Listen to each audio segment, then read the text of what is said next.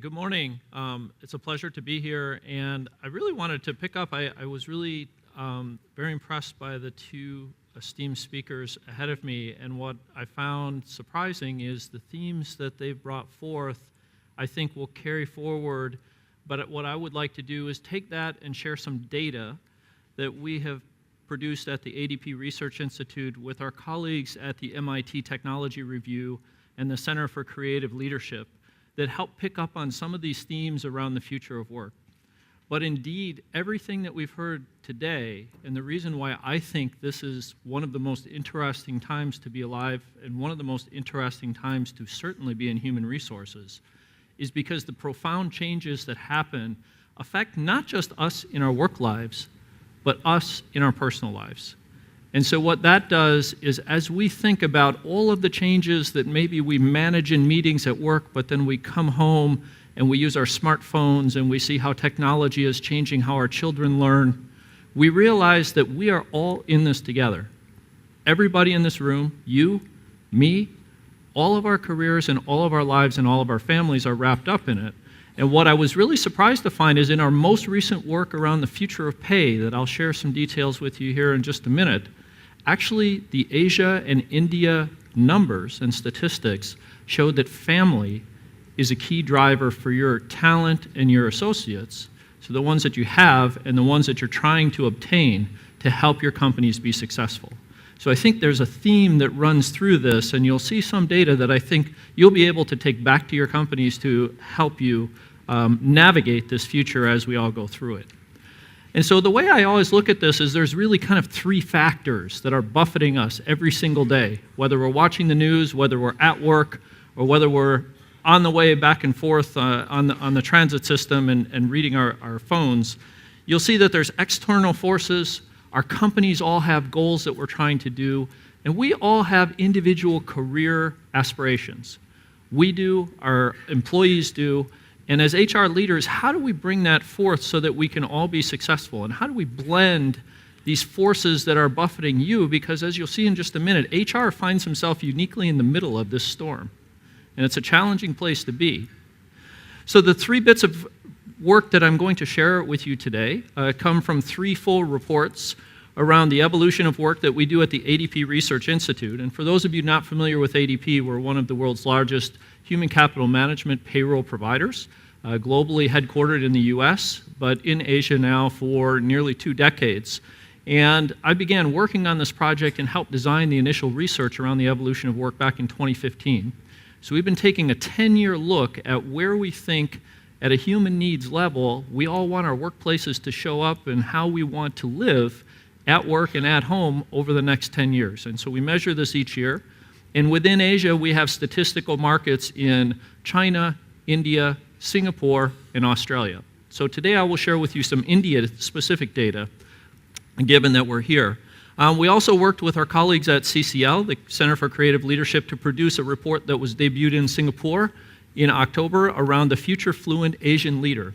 So what will it take, given all the mega forces you're about to hear about in Asia, to be a successful leader of a company here in 2030? And then last, we have a 3-year partnership that we've been extending with the MIT Technology Review, and this really gets at kind of the elephant in the room in some cases. It's really, where does technology and where does artificial intelligence, machine learning, and that whole group of new technology affecting all of us, where does that and people cross in the workplace, and what happens then? And we think that that's really the most important story for most of the rest of our working lives, because it will impact almost all the things we do. Down here is a QR code. You'll see this. I'll put it up again on the very last slide. You can download these entire reports for free, take them back, use them at your companies. You'll have all the data you'll see here and more.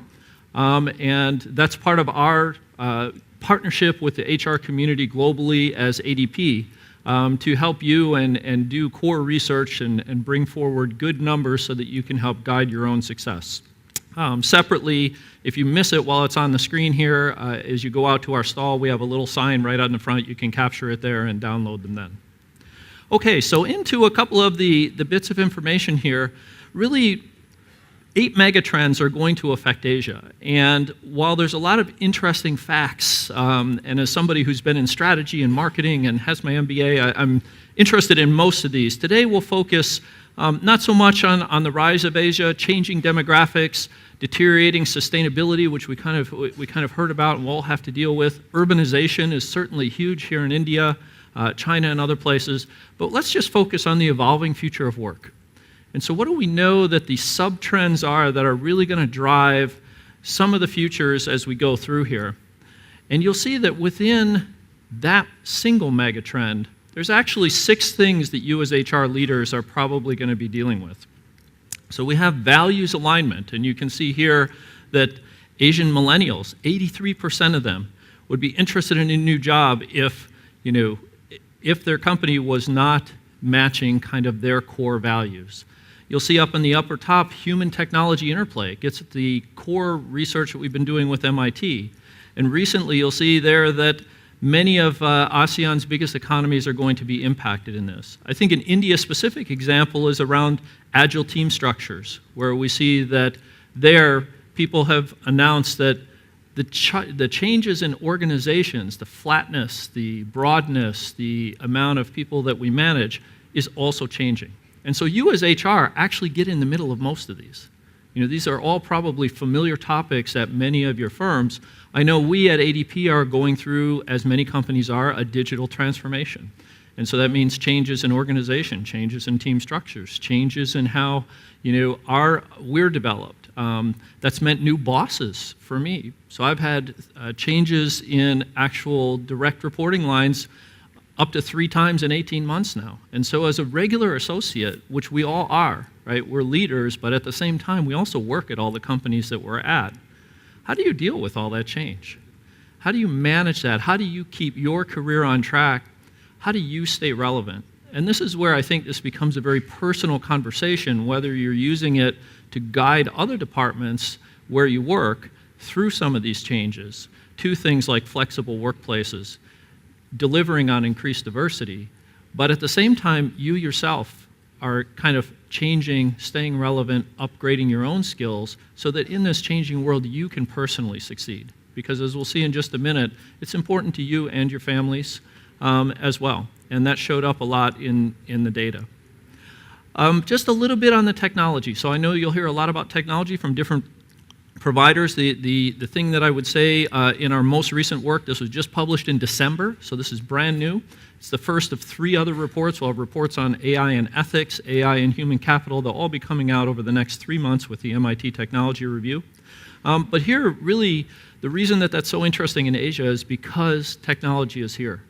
I have not gone to an HR conference in India and not heard machine learning and agile development and AI rolling off the lips of every single person in the conference by the time you're done. It's the hot topic, it's what we have to think about. At the same time, it's still a future promise. And the question is really what happens, how do you guide your company to get there, but what happens to your people in that process? And I think that's really the important piece that we've tried to bring out here, is that while Asia has really a strong potential in the AI era, the question is how do we not forget the people that drive the success in our organizations along the way, upskill them, bring them along, and what are the strategies that you need to employ? And so let's take a look at a couple of those things as we go forward. I always take a look at this as really HR as kind of being, and senior leaders generally, as being in the center of this storm as we look at it. And every day when you go into your office, you're within 2 opposing forces. On the left-hand side in the red there, you see what your company's goals are. Productivity, we want to grow the business, more revenue. So what are things that we want to do? We want to change our organizational structures, bring in new talent, upgrade our skills. And so you hear these broad themes. And yet at the same time, when you walk out on the floor outside the office after the meeting, what happens? You go into the cafeteria and you have lunch with other associates, and you hear from them their human needs, their career desires. They want meaning. They want a job that matches their values. As we saw, 82%, that's a huge number. 8 out of every 10 people you would see in this room would want that type of work going forward. That's big. Flexibility. mobile, and that enables flexibility, but are our policies and the way that we run our companies actually delivering that to employees? And then learning, as we heard this morning, continual learning, the model of I go to school and I get my MBA and I'm all done when I'm 25 and then I just work until I either retire or drop, that's kind of gone. We need to work. I mean, I'll be honest, everything that I've learned, I spent a lot of money on education. Every last program that was in that educational group that I went 7 to 8 years, none of that stuff even exists anymore. We don't use floppy disks. We don't plug in. We have phones that are more intelligent than most of the other programs that I had. But how do I keep up on that so that I stay relevant and I stay employed as well? So you have these kind of balancing items between tactics and design. And so what I want to share with you is we put this all into a research puzzle in the evolution of work and our future of pay documents, and I want to share with you what came out. And these are Asia and India specific numbers. So let's start over here in this column around the meaning, self-management, and stability. And I find this a really interesting combination. These are India-specific employees. And so this is what, at a human needs level, your employees at your companies would want. They want meaning, and again, huge numbers in India. 81% want meaning to their job. They want to, though, have self-management, empowerment, and have some flexibility. 3 out of every 4, 78%. So are we structuring the job to allow that kind of freedom? What's very interesting about India that was different from other countries in Asia is the last one, which is that same 3/4 looking for stability. And you've seen this in an economy that changes rapidly, as many economies do across Asia, where they're growing, these mega trends, and employees are looking for what creates a stable environment for my family? How can I guarantee income? How can I know that I'm going to be employed and kind of moving up, and yet at the same time have a job that has meaning and have some flexibility? So it's a really interesting dynamic at a human level that all your employees have going on inside and have going on when they go home at night and have conversations with their family. And so what are the tools that you can use to enable that? And one of the most important things actually that you have at your fingertips is how you design your pay. So the idea of pay design sounds pretty simple, and we'll see a couple numbers here in the first, but what we saw from the data was employees said that the most important things were around family and security. So their important use, the reason why they're working, the reason that they're doing all this is family's number one, home, future enjoyment. Yes, they factor in there, but far and away, Asia is a family organization and a family type of culture. And really, the most important elements as you're delivering this is around security. In India, 81% feel happy, excited, and accomplished. In the US, that number is about 56%. Their pay is a satisfier. Here, pay is something that means something more to people. And understanding that difference in the markets that you work in will help you design a better system. So across the top, how do you make this design? What are a couple things you could go back and do and begin working on next week to help you tackle this challenge? Across the top in the blue, you see what the employees told us. Down at the bottom is what employers told us. And so we'll start down here in the bottom where 75% of employers say, getting pay, hey, you're getting paid. That's good enough. Be happy with it. That's all you really need. Instead, you see that 3/4 of new employees, as you're hunting for good talent, say that payment options, the way you design what you offer, actually makes a difference in whether or not they accept a job. 3 out of every 4 applicants. That's high. And in the middle, this doesn't mean necessarily offering everything to everybody. Does that mean customized pay options? That's what employers told us. And really, it was a couple of well-designed choices is what the employees responded. And they said pay frequency. How often? Do you offer a once a month and one other option for me? And that makes this more attractive. That makes you as an employer more attractive. Early access or same day to pay. And what was interesting is when we brought up same day, employers responded and said, well, same day, that seems pretty much like an exciting perk. And what employees told us is this is not a perk. This is a need. And so understanding that, again, this goes back to family, that if I need to access my pay ahead of time or same day, I'm doing that because I fell off the stage and broke my leg and I need to go over to the medical clinic over here and get some help. But interestingly, Asia was different in that they also want to use these things for planned expenses. So you think of the cost of Indian weddings. They're very large. I've been to a couple. They're really big. I thought Italian weddings on my mom's side were very big, but Indian weddings are like in a whole nother class.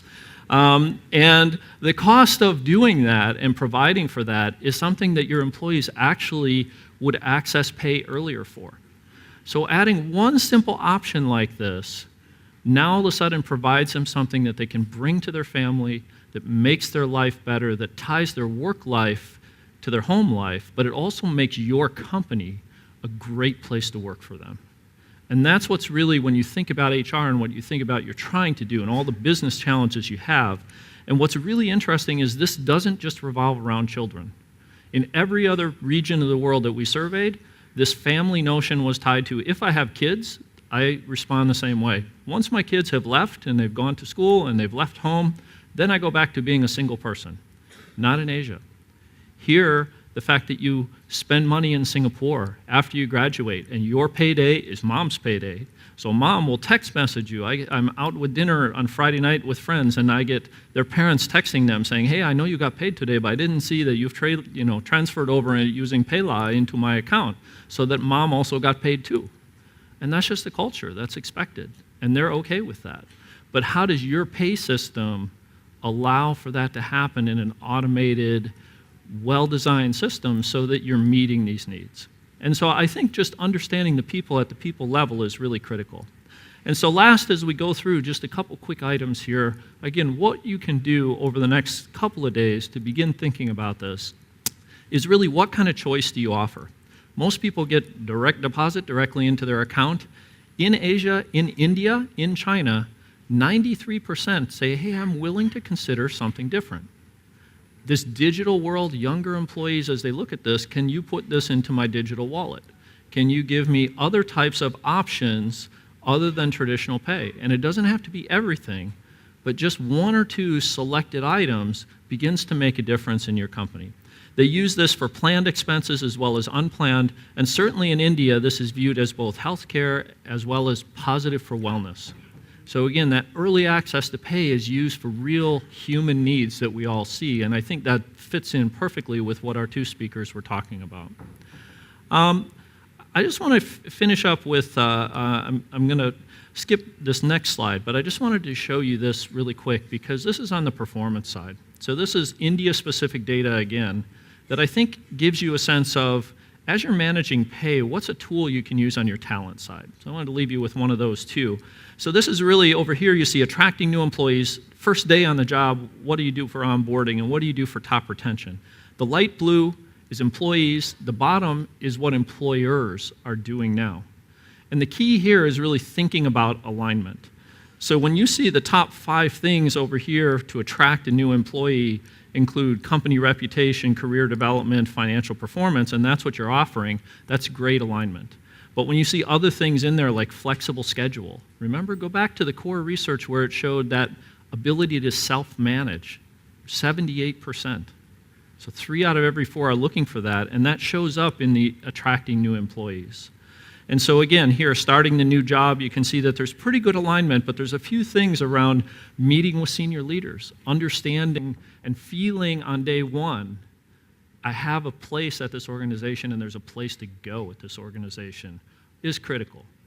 And then also top retention. So once you find the people and you want to keep them, you know, that flexibility. So again, going back to self-management, meaning, and being able to have stability. Those type of things you see flow throughout all the data individually, whether you look at it in the life cycle form or in the human needs. This is around performance assessment, but I'll let you download our report and kind of take a look at this. The idea is the same for alignment. But what I'd like to conclude on is just 2 different groups here. What's actually working for companies? So what I do then as part of my strategy job, instead of just doing the research and finding interesting numbers, is then I spend my time out talking with everybody here. And at other conferences both around Asia, and really understanding, okay, if all this is true or not true, how's it working for you? You know, what are you really doing and what's happening? And what I've been told over the last 6 months that's really been working in pay design is really choice has been key. Family is critical in almost every country I go to for different reasons, but it always seems to be a consistent theme. We see that non-traditional pay is growing popular. I had a company in China come and say what they were investigating was, can I skip a bank account and actually put my employees' pay direct into their WeChat digital wallet on their phone, because they use that to pay for everything. So that would be like putting on a pay card and maybe in old plastic days, but now this is direct into digital wallets and actually losing your bank account. So really kind of forward thinking in certain ways. But on the talent side, it's all about flexibility, micro-learning, and really isolation and separation from coworkers is the one cautionary tale that I'll mention with all this technology that you're going to hear about. Apps and phones are great, but I've had many companies from the Philippines to India to Singapore tell me that the ability to answer chat, for example, on your website, means that you're putting people, and again, it's how people and technology mix, you put people in front of multiple screens. That's really great, because when they used to call in, I could talk to one customer at a time. Now I can chat to 5 or 6. So the company productivity and the things we saw on the company side, they're like, this sounds great. What you're actually doing to people, though, is you're isolating them with technology from each other. You end up with multiple screens, people there typing with technology, then I pack up and I go home and I haven't interacted with another human being, even though I'm supposedly talking to human beings all day long. But that isn't really human interaction. And so this is really the key, is as you bring in technology, what happens to your people? And it's an evolving story. We're all in it together, and I can't wait to come back and see what happens and what you've done next. Thank you so much for your time.